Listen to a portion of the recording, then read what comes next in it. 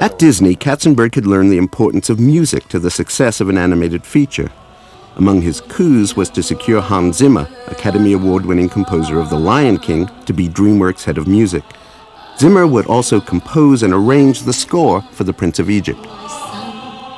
I mean, I remember Jeffrey coming to me and saying, "We're going to make the story of Moses," and me going, "Oh my God, what are we going to do? How are we going to solve this little puzzle?" And me saying to him, "Well, I've never read the Bible and I didn't see the Ten Commandments either." And then thinking, hang on, that's actually a good thing.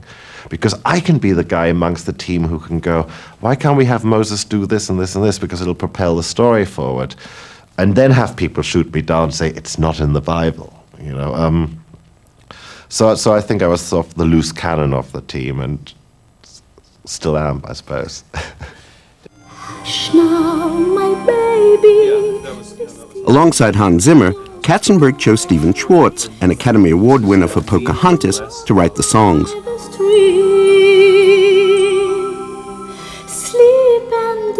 One of the things that really has been fun and exciting about doing Prince of Egypt is the fact that it is the first animated feature for a new film company. And therefore, there are no ground rules, and there's no history to live up to. There are no traditions to follow, and that's exciting, to be a pioneer. On a normal movie, somebody's out there shooting frames fast, you know. In animation, you know, everybody sat there for hours drawing, you know, for days, drawing each one of these frames. So you suddenly have this sort of slight reverence towards it all, and you do feel a responsibility of not letting other people's work down through your own work.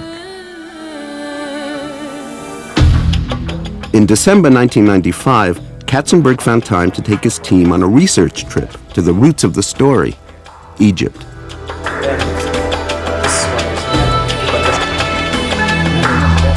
Days after the flood. Alabaster, one piece with a column from alabaster.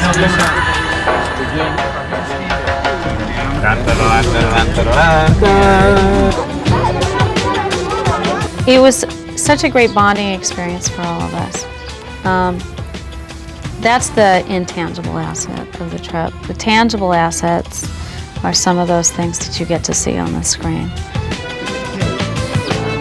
And in these just incredible temples and structures that you can walk through, and there you can touch stones which are, you know, have been in place for 3,000 or 4,000 years. Amazing to get that weight of history. I think the biggest advantage of our going to Egypt was getting the chance to walk through the same places that Moses would have been and put us in the environment where he was, that I could see what it's like to build one of these enormous, you know, pyramids and temples and the things that we saw. It's incredible, the culture that created these things.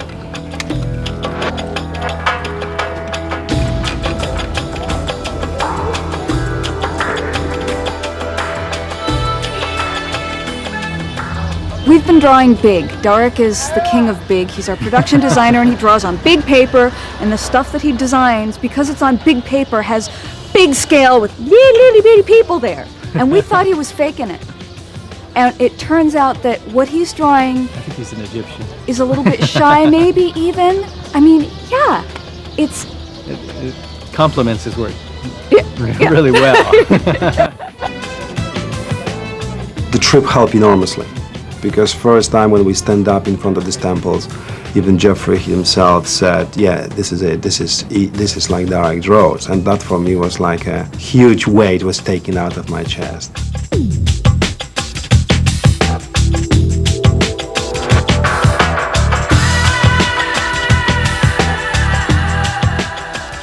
Meanwhile, the background supervisors were sent to visit Death Valley, California.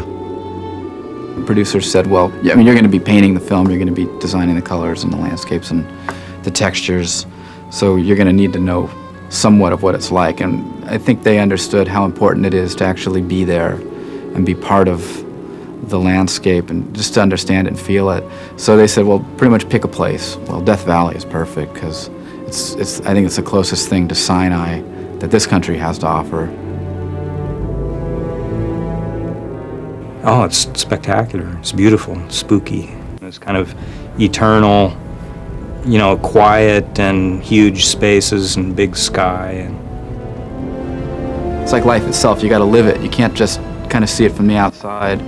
If you're going to paint a scene, and it's got to feel hot on screen, and you want your character to really feel like there's a scene when Moses is walking through the desert and he's going to die.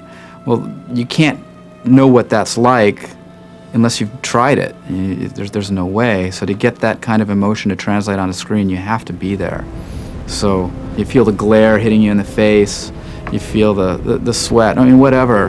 And it's an emotional thing, and film has to be an emotional thing. you know, you just can't make that kind of stuff up. You know, there's certain kind of light and certain kind of atmosphere and the textures and everything. You can't make that stuff up. With research complete, the team now had to embark on a long voyage to turn their dream into an artistic and commercial reality.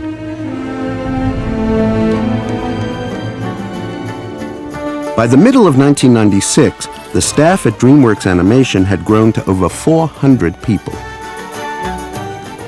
The original core team maintained the look and mood of every piece of artwork, offering their artists advice and direction. Yeah, I'm doing some one of the Midian sequences. Just trying to work out the shadows on this side, wondering whether or not the shadows... Yeah, it looks good. You might want to watch how much light you let spill off. The level of detail on the Prince of Egypt sets a benchmark.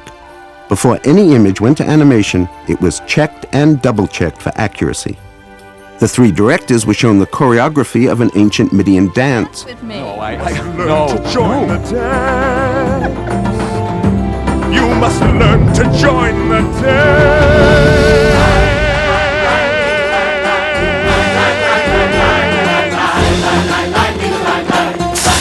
Every department would refine its input, perfecting each of the many elements that would be woven into the film.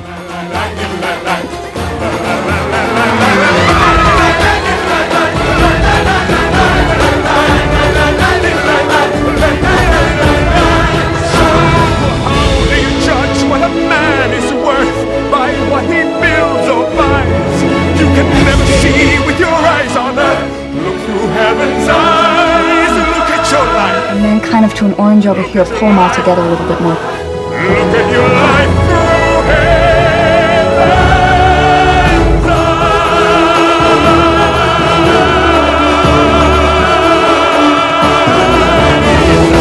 through So you let him retain his vulnerability. You don't try and hide it through big... The story of Moses is a bedrock of the Jewish, Christian, and Muslim faiths.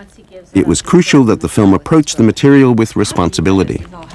It's not about what Moses wants. It's painful to him because, you know, he's lived there and this is literally his home. The biggest problem for me was, are we going to step on too many toes? The subject matter scared me. It was, you know, it was later I thought, oh, big, oh God, it's huge.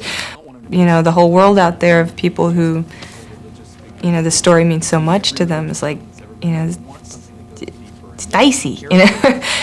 It's not just a Bible story, it's a human story. And I think that we have to go back into Moses and find those human elements. The story of Moses is such an archetypal story itself. You can look at the story of Luke Skywalker, you can look at the story of Simba from Lion King, you can look at Lawrence of Arabia, and all of them are somewhat of a Moses figure. Let go of your contempt for life before it destroys everything you hold dear. Think of your son. I would say the biggest thing to me, how this steps out from the typical movie, is that we didn't do the Hebrews as good guys and the Egyptians as bad guys. Ramesses is not black and white. He's trapped in these traditions. When I pass into the next world, then you will be the morning and evening star. One damaged temple does not destroy centuries of tradition. But one weak link can break the chain of a mighty dynasty. This isn't a Disney fairy tale. It's not the kind of thing that I think Disney would necessarily tackle. And the subject matter, the dramatic, emotional, human subject matter in this film is not something that really has ever been explored in the way I think that DreamWorks is doing it. These different lighting styles are echoed through and repeated through the film for continuity. With the script taking shape, the team had regular development meetings to thrash out visual ideas. At these meetings, Jeffrey Katzenberg pulled in his co-founder and friend, Steven Spielberg. Moms and babies. But Steven was just generous with his time in many other ways in terms of helping us find a cinematic style to this movie. I mean, you know, if there's a David Lean alive and walking the planet today, it's Steven Spielberg. And the lighting in it underneath there is meant to play up sort of the nobility of all of it. And so it's you're contrasting nobility and the corruption of that nobility later. Right. He also has a really good gut sense of what he wants to see as an audience member. Ooh, that's great. So when he watches a movie, he can say, you know, I really wanted to see this, and he can then tell you how to achieve the thing he wanted to see. And it would also be nice here, as Moses is drifting back, the camera is also pulling back, which will make him feel more lonely. So as he gets to here, you know, to go away, the camera withdraws, so you go, so you're about this much more of him. You know what I'm saying? Yep. Lonely figure. This is a really good sequence. Really, really good scene. It's fantastic. All right. I mean, here's this god among filmmakers, and to have him respond favorably to the stuff that we were doing or painting or, you know, or looking at, it just gave us tremendous momentum forward. Any artistic insecurity that we carry with us, you know, like flew out the window. It's like, hey, he thinks it's okay, we must be doing all right. Exactly. Together, Katzenberg and Spielberg secured the most impressive voice talent ever assembled for an animated movie. So you think you have friends in high places with the power to put us on the run? Well, forgive us these smiles on our faces. You'll know what power is when we are done, son. You're playing with the big boys now. Playing with the big boys now. By the might of Horus, you will kneel before us. Kneel to our splendorous power. Pick up your silly twig, boy. You're playing with the big boys now. That's me, right? Yeah. I just got a call from Mr. Spielberg himself. He said, Sandy, this is Stevie. We want you to do a voice. I said, okay. 5, take 1.